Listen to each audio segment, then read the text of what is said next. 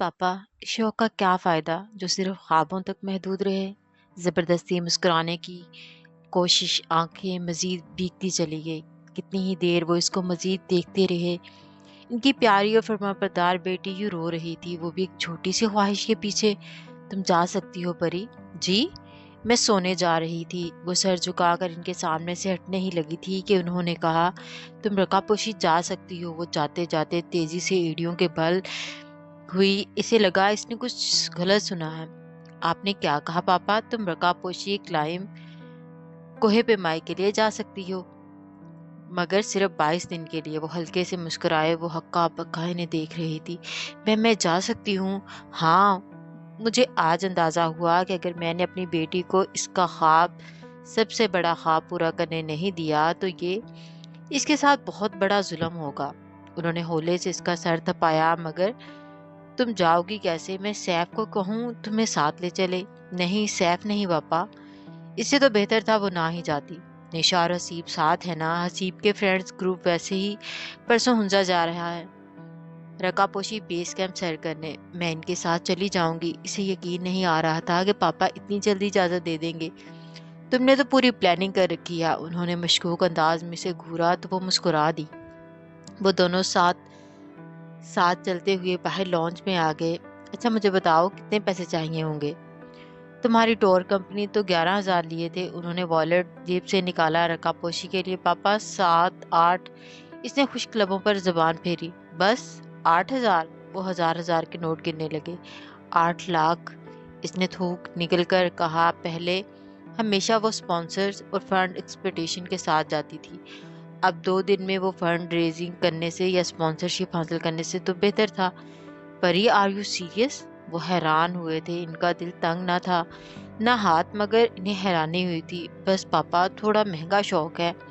हाँ, वो छिप कर हंस दी। इसे अंदाजा नहीं था कि ये सब इतना आसान होगा। अगर होता तो वो काफी अरसा पहले ही पोस्टर जलाना शुरू हो जाती। इसे माजुहू का वो पोस्टर पहले कभी इतना अच्छा नहीं लगा था जितना आज अच्छा लग रहा था। 7वीं चोटी, पीर, 8 अगस्त 2005। किधर फंसा दिया है अपने परिशे आपा। मैं तो पता नहीं कितना रोमांटिक सफर सोचकर आया था कि हुंजा पहुंचकर 4-5 पोर्टर्स लेंगे सामान कदों पर और फिर आगे जाएंगे दरिया के किनारे। सफर करने के बाद इतना फ्री का बेस कैंप, खूबसूरत दरिया, जंगल, सब्जा ही सब्जा। वो जैसे अमार ने बताया था। अल्लाह भला करे आपका। आप हमें रोमांटिक किस्म के रकापोशी के वेस्ट फेस की बजाय किधर बर्फ राजों में ले आई। इतनी बर्फ, इतना क्रियोस है इधर। यहाँ तो गधे भी नहीं आते। फिर हम तो इंसान हैं। खैर, तुम्हारे इंसान होने पर मुझे शक है। हसीब शहरा करा करम से रकापोशी के शुमाली मगरबी रुख का फासला 2 दिन की पैदल मुसाफत पर था, और पिछले 2 दिन में हसीब ये बात कोई 600 दफा कह चुका था। सो बेहद तंग आकर निशा ने जवाब दिया, ये इतना खतरनाक इलाका है कि इस एक्सपेडिशन टीम की मत मारी गई है जो रकापोशी का नॉर्थ वेस्ट परे से सैर करना चाहती है। इस रास्ते से कोई भी चोटी नहीं पहुंच सका। वो सब एक ग्लेशियस वादी में आ गए। एक कतार में रुके थे। परिशे, निशा और सीप से पीछे इसका दोस्त, और इससे पीछे 28 पोर्टर थे जिन्होंने हुंजा से ही लिए थे। हसीब, तुम्हें तकलीफ क्या है? तुम्हारा बोझ तो पोर्टर ने उठाया हुआ है। हसीब की मुसलसल चलती जुबान पर परिशे गुस्से से बोली। 2 दिन पोर्टर्स के साथ रहकर भी सामान और कंधे पर उठाए रैक सैक को वो बोझ बोलने लगी थी। पोर्टर्स पाकिस्तान में वही काम करते हैं जो नेपाल में शर्पा करते हैं। सीजन में जब सियाहों की आमद दुरफ्त अरूज पर होती है तो पोर्टर्स का सामान उठाते हैं और इन्हें इनकी मंजिल तक पहुंचाते हैं।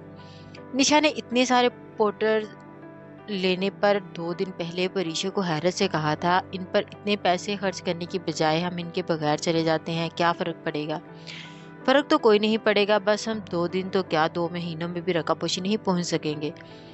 पिछले 2 दिन से वो पैदल इन बर्फीली वादियों में सफर कर रहे थे। ये वो इलाका था जहां आप फासला एक को किलोमीटर या मीटर से नहीं, दिनों, हफ्तों और महीनों से नापते हैं।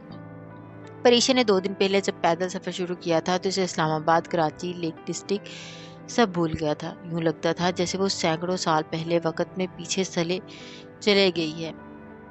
جب انسان پیدل پتھروں اور برف پر سفر کیا کرتے تھے، ویسے مجھے لگتا ہے کہ ہم سب پاگل کوئی نہیں ہوگا جو گھروں کا سکون چھوڑ کر پہاڑوں میں ٹریکنگ پر نکل جاتے ہیں، اور آپا جیسا پاگل بھی کوئی نہیں ہوگا جو پہاڑوں کو سر کرنا چاہتی ہے۔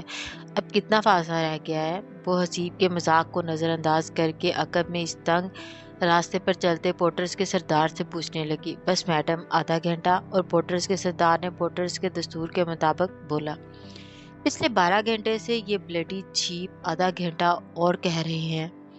عقب میں کوئی انگریزی میں بڑبڑایا۔ پریشے نے گردن پھیر کر دیکھا۔ حسیب کا وہی دوست ایک برفانی نالے کے کنارے کھڑا ہوا بڑبڑا رہا تھا۔ وہ کوئی سخت بات کہنا چاہتی تھی مگر سامنے سے آتے افراد دیکھ کر ان کی طرف ہو گئی۔ وہاں گلیشیئرز کے سامنے سے ایک ٹیم آ رہی تھی۔ پریشے اپنی ٹریکنگ اسٹک کی مدد سے چلتی تیزی قدمی سے ان تک پہنچی۔ یوں لگتا تھا جیسے سالوں بعد ان تنہا اور سنسان وادیوں میں کسی انسان کو دیکھا ہو۔ السلام علیکم۔ پاکستانی اس کے چہروں سے ظاہر تھا۔ پھر بھی قریب پہنچ پر اس نے پوچھا۔ وہ 5 تھے۔ ان کے پاس کوئی سامان نہیں تھا۔ ان سے کئی گز پیچھے ان کے پورٹرز جو کہ کی جوک آ رہی تھی۔ جی میڈم۔ پاکستانی الحمدللہ، وہ خاصا تھکا ہوا لگ رہا تھا، پھر بھی بہت روداب مگر تحمل سے بولا۔ وہ اس کی کٹنگ سے ہی پہچان گئی تھی کہ فوجی تھا۔ باقی بھی آرمی کے تھے۔ وہ گلاسز اور مفلر کی وجہ سے اس کا چہرہ ٹھیک سے نہیں دیکھ سکی تھی۔ بیس کیمپ سے آ رہے ہیں آپ؟ وہاں موسم کیسا تھا؟ موسم تازہ دم۔ 5ویں ساتھی نے ہنس کر سر جھٹک اور آگے بڑھ گیا۔ لیڈر جس کا نام میجر اطہر تھا کہنے لگا، موسم کی مت پوچھیں مس، ہم پاکستانی آرمی کی ملٹری ایکسپیڈیشن کر رہے ہیں۔ رقہ پوشی کے اوپر 5000 میٹر کی بلندی پر خیموں میں قید ہو کر موسم کے ٹھیک ہونے کا انتظار کرتے رہے۔ 8ویں دن تھک ہار کر مان کر نیچے اتر آئے ہیں۔ جس میں بیس کیمپ پہنچے موسم بالکل ٹھیک ہو گیا۔ اس کی بات پر پریشے ہنس پڑی۔ اب کون کون ہے بیس کیمپ میں؟ اس نے میجر اطہر سے پوچھا۔ البرتو کی ٹیم ہے مگر وہ بھی ہمت ہار کر جانے لگی ہے۔ اس کے علاوہ 2 پاگل موجود ہیں۔ افق ارسلان کی ٹیم۔ اس کا دل زور سے دھڑکا۔ اس نے ایک نظر میجر اطہر کی پشت پر دیکھا۔ سیاہ کرا کرم پہاڑوں کی اور سے جھانکتے بگ وائٹ ماؤنٹین رقہ پوشی پر ڈالی۔ وہ قریب ہی تھا۔ جی وہی، یہ میجر عاصم جو ابھی آگے گیا ہے۔ افق ارسلان کا دوست بھی ہے اور لیزان افسر بھی۔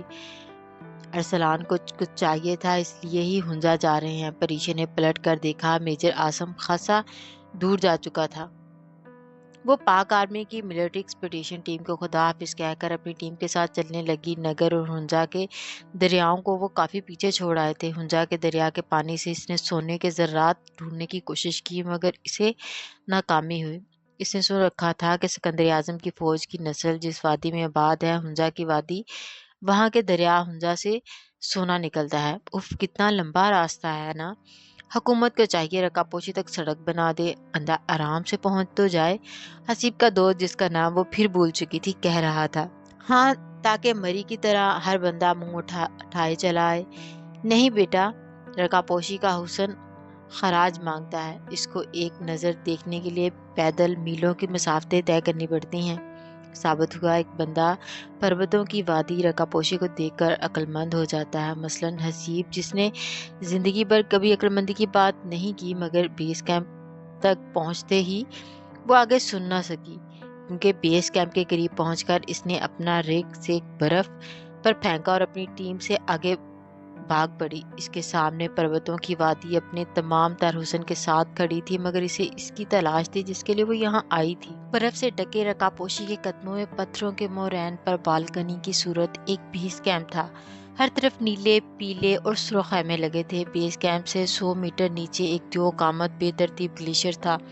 یہ تمام بروکا گلیشیئرز تھا اور بروکا گلیشیئرز پر افق ارسلان اور البرتو کی ٹیم بیس کیمپ ٹھیک اس جگہ تھا جہاں 1979 میں ایک پولش پاکستانی ٹیم نے نصب کیا تھا۔ اس پر اگلے دن ہی رقہ پوشی آئی سی برف کی ایک دیوار گر گئی تھی۔ برفشار سے پیدا ہونے والی ہواؤں سے ہی تمام خیموں کی میخیں اکھڑ گئی تھی۔ پریشے بروکے خطرناک گلیشیئرز پر اپنے ہلکے واٹر پروف ٹریکنگ بورڈز کی مدد سے بھاگتی خیموں کی طرف آئی۔ وہاں درجنوں خیمے نصب تھے۔ افق ارسلان کہاں ہے؟ دھڑکتے دل سے اس نے سامنے سے آتے اطالوی سے پوچھا۔ دھڑکتے دل سے اس نے سامنے سے آتے اطالوی سے پوچھا، in the next tent the last one? وہ ٹوٹی پھوٹی انگلش میں بتا کر اجلت میں آگے بڑھ گیا۔ وہ دوڑتی ہوئی آخری نیلے خیمے کے قریب آئی۔ باہر رک کر اس نے اپنا تنفس درست کیا، سر سے انی ٹوپی اتار کر پونی ٹھیک سے باندھی، پھر ٹوپی پہنی، سن گلاسز اتار کر اپنی جیکٹ کی جیب میں رکھے اور خود کو نارمل کرتے اور اندرونی خوشی چھپاتے ہوئے خیمے کی زپ سے اندر جھانکا۔ وہ میس ٹینٹ کے اندر کرسی پر بیٹھا تھا، اس کی پشت پریشے کی جانب تھی۔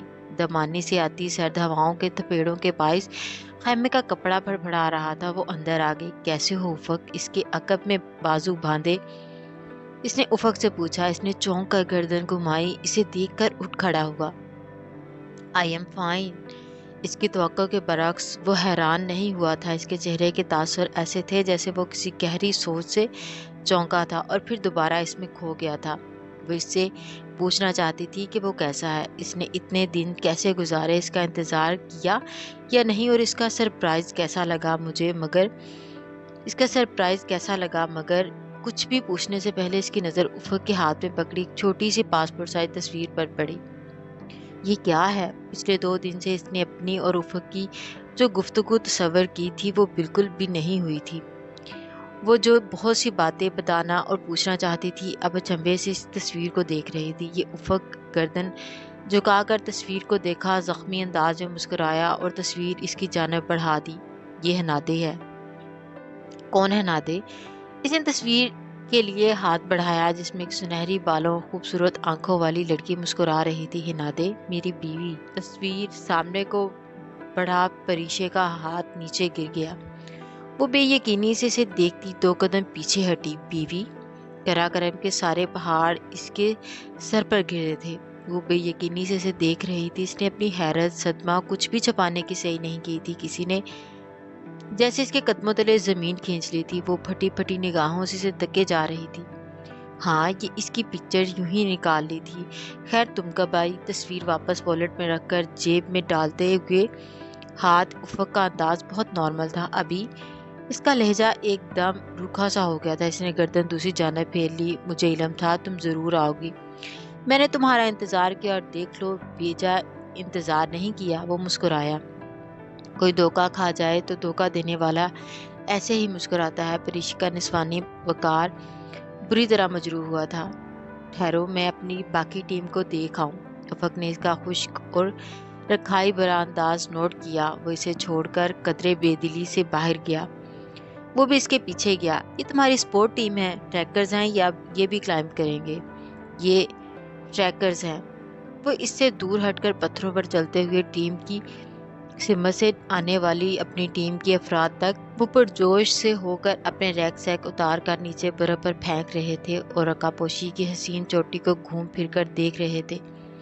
صرف وہ تھی جس کی دلچسپی صرف وہاں موجود ہر شے سے ختم ہو گئی تھی۔ دور ایک پتھر پر ارسا بیٹھی ہوئی تھی۔ اس نے گھٹنوں پر کاغذ رکھے ہوئے تھے، اس پر کچھ لکھ رہی تھی۔ شور ہلچل اور ٹریکرز کی آوازیں سن کر اس نے سر اٹھایا۔ پریشے کو سامنے دیکھ کر وہ سارے پیپر چھوڑ کر بھاگتے ہوئے ان کی جانب آئی۔ پریشے آپی، آپ ادھر؟ او گاڈ، مجھے یقین نہیں آ رہا۔ وہ خوشی کے مارے اس سے لپٹ گئی، پھر الگ ہو کر اسے کندھوں سے تھاما کر خوشی سے مخمور لہجے میں بولی، یقین کریں آج صبح ہی آپ کے متعلق سوچ رہی تھی۔ بہت اچھا کیا جو آپ آ گئے۔ ویسے اتنی جلدی کلائمیٹ پرمٹ کیسے بنا آپ کا؟ کم آن، میں پاکستانی ہوں، مجھے کلائمیٹ پرمٹ کی ضرورت نہیں۔ اپنی آواز میں پشاش پیدا کرنے کی ناکام کوشش کرتے ہوئے وہ پھیکی مسکراہٹ کے ساتھ بولی۔ بیس کیمپ کے ہنگامے ٹریکرز کی آمد کے باعث جاگ اٹھے تھے۔ چند پورٹرز خیمے لگا رہے تھے، لڑکے ان کی مدد کرنے لگے۔ پریشے نے اپنے ساتھ ایک کوک شفالی بھی لائی تھی جو چولہا لگا کر چپاتیاں بنانے لگا تھا۔